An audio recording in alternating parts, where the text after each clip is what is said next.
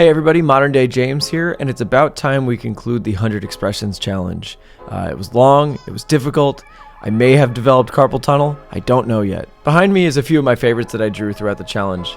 Honestly, it was a really insightful challenge. I learned so much about facial expressions, I learned how similar some expressions are, I learned how creepy you can make smiles look. And since I wasn't able to complete the challenge, I think for the next one I'm going to lower the total number of drawings and give us just a little bit more time. And with that being said, the next challenge is going to be drawing 70 figures, 35 male figures and 35 female figures. And so for this challenge you'll have 2.5 weeks, so the final deadline will be May 17th. Remember, if you want to be included in the challenge or maybe even be deemed the victor, you just have to head over to my Discord server. The link is in the description below. And then you head over to the bi-weekly challenges category, and then in the submissions sub-channel you can post your work. In this video we're going to take a look at some of your submissions because we got a ton of them. I'll provide some feedback and see where there's some areas we could all learn from.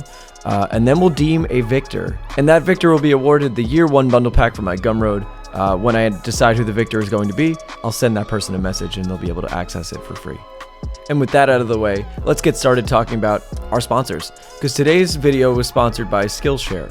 Skillshare is an online learning community for creators with more than 25,000 classes in art, design, and more.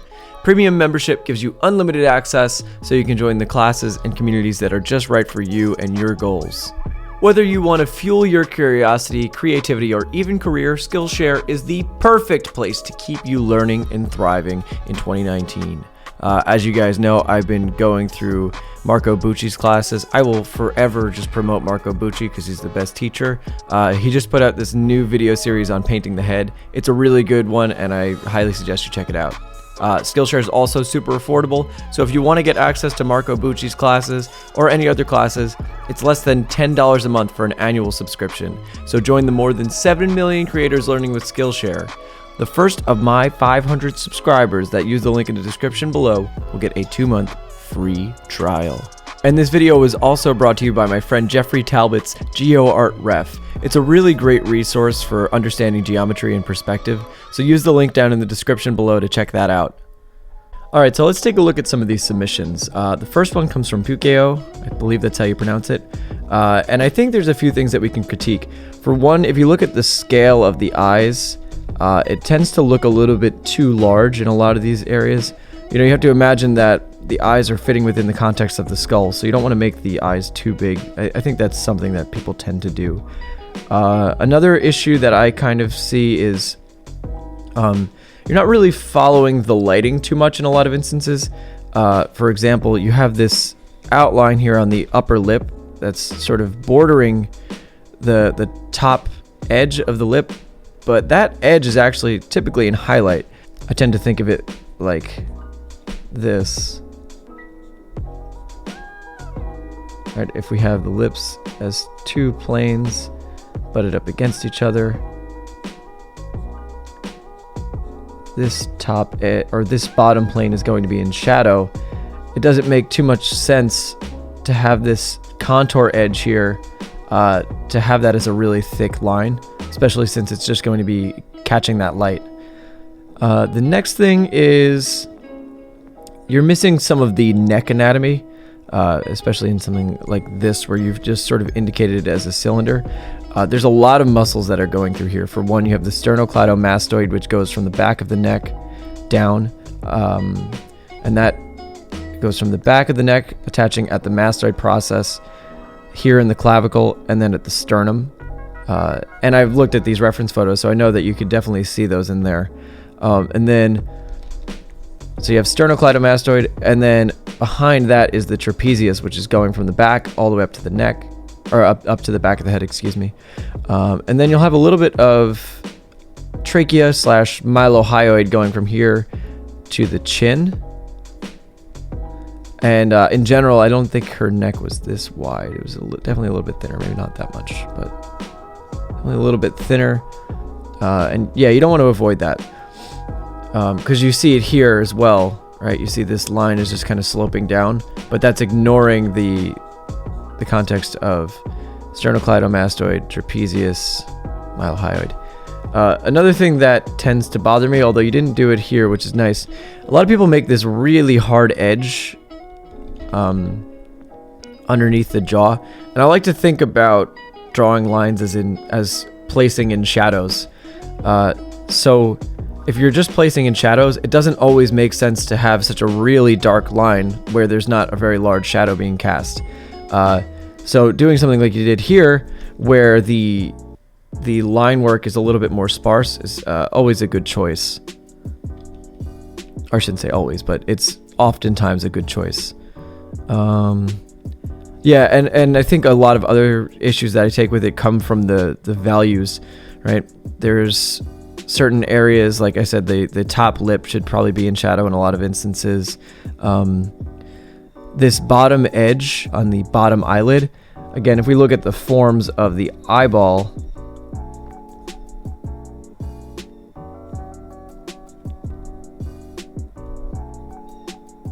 that bottom lid should have a highlight, right? This top plane of the bottom lid should be in highlight.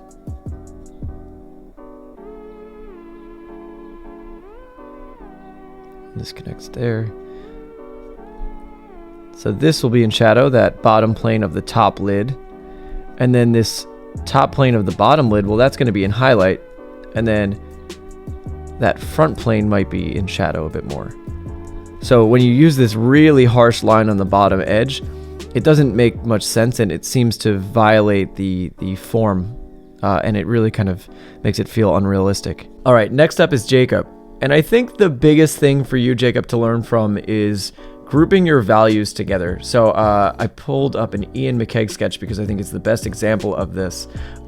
You can see here that all of these shadows, they're grouped into values that are close together, right? Look at how all of that just becomes one value.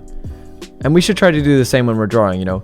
Don't just place marks arbitrarily or put them anywhere. You want to have very clear and defined shadow shapes, even if those shadow shapes have soft edges. So what I'd suggest for you, Jacob, is familiarizing yourself with those planes of the face and trying to group the shadows in accordance to those planes. Another thing that you can do is just assess the way in which you're hatching. So for example, let's take a look at the sternocleidomastoid. You can simplify this muscle, or many muscles, down to just a cylindrical form. If we want this to appear more round, we can really emphasize the core shadow, which is that shadow that's going to be somewhat in from the silhouette, right? As it turns away, it's getting hit with secondary light sources. That would be our rim light, our core shadow. And then as this tapers off, we encounter the terminator where the shadow ends. And then usually I'll add a little bit more value over here as it turns away. Right, so I'm always trying to emphasize that core shadow to make it feel a little bit more round. And you also, as I mentioned, you want to assess how you're hatching this. So do you want to do it the way I did it here, where I'm going parallel to the plane, I'm following this direction, or you could do the opposite and go perpendicular and use wrapping lines to create your value and form.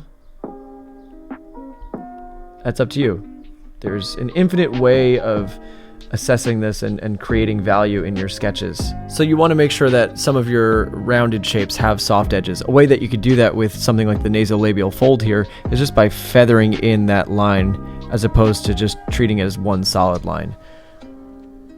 And just be aware of the face is getting a little bit skewed here.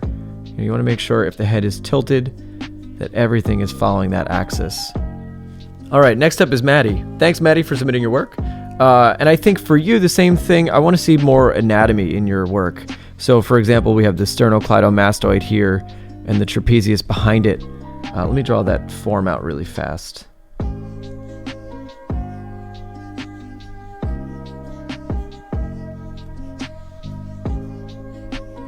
Here's the sternocleidomastoid going in and connecting here at the sternum, the trachea, and the center of the neck here. Just drawing these out in kind of a blocky way just so we can familiarize ourselves with the form and planes and the structure. Here's the far sternocleidomastoid. Again, it connects at the sternum, which is in the center of the chest there, and at the clavicle. Then coming from behind it is the trapezius. All right, next up is the Thunderous Wizard. He isn't quite a magnificent wizard.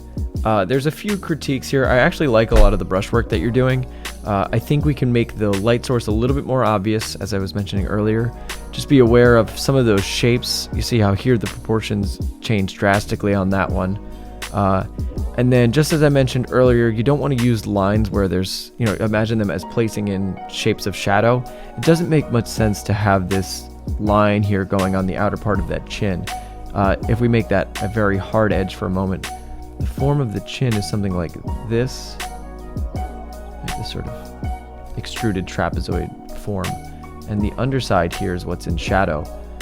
So again, really over accentuating this edge. That's a contour edge and it would be in highlight, so it doesn't make a lot of sense to have that there. So just avoid doing that. Another thing is with the placement of the eyes, the head is tilted back. Well, first of all, the head is somewhat rounded, so you want to have those forms wrap around somewhat. Familiarize yourself with ellipses and those forms. It's not just a straight line between those. It's not always a straight line between these features. And last but not least, for lady necks, you don't want them to be so brolic. It's a little bit too thick, I think. They're typically a bit thinner than their male counterparts. All right, thank you so much, Thunderous Wizard. All right, next up is Reverie Addict, and hopefully with this you'll see a sort of a pattern in the critiquing. There's a lot of mistakes that people tend to make over and over again, which is kind of why I want to do these videos of critiques, because there's a lot of repeated patterns that we can all learn from each other. So again, we're going to see some of those things like a really hard edge on that lower mandible, even though a lot of times that edge is not as much, it's not really as hard of an edge as people often make it out to be. If you really, you go and check the values on Photoshop, there's not much of a value difference underneath this chin always, especially when the head is upturned like that. The only thing that would do it is if you grow a beard like mine. That will make a very distinct value shift. Other than that, though, you're not really going to get a really distinct value shift all the time. The other thing I want you to keep in mind is if we're placing in lines as in shapes of shadow, you don't want to have these really, really dark marks in the teeth. If you really accentuate the spaces between the teeth, it feels as though that person has really terrible teeth or holes in their teeth, or maybe they have zombie teeth. All right, thank you, Reverie Addict. And now, last but not least, is Pake. With you, Pake, I think the really crucial thing I want to work on is decision making, perhaps. A lot of these edges are very sloppy and kind of messy. I'm not really objecting to being loose with your drawing, but I think first you need to master draftsmanship before you can go and loosen up effectively. I think for you a good start would be working on doing some hard surface exercises, getting those straight lines, using your arm when you're drawing, and just learning to control the pen a little bit more. And then once you're comfortable controlling the pen, then you can loosen up. In addition to that, I would say look at Michael Hampton's Figure Drawing Design and Invention, as well as Loomis's Figure Drawing for All It's Worth, and Drawing Heads and Hands.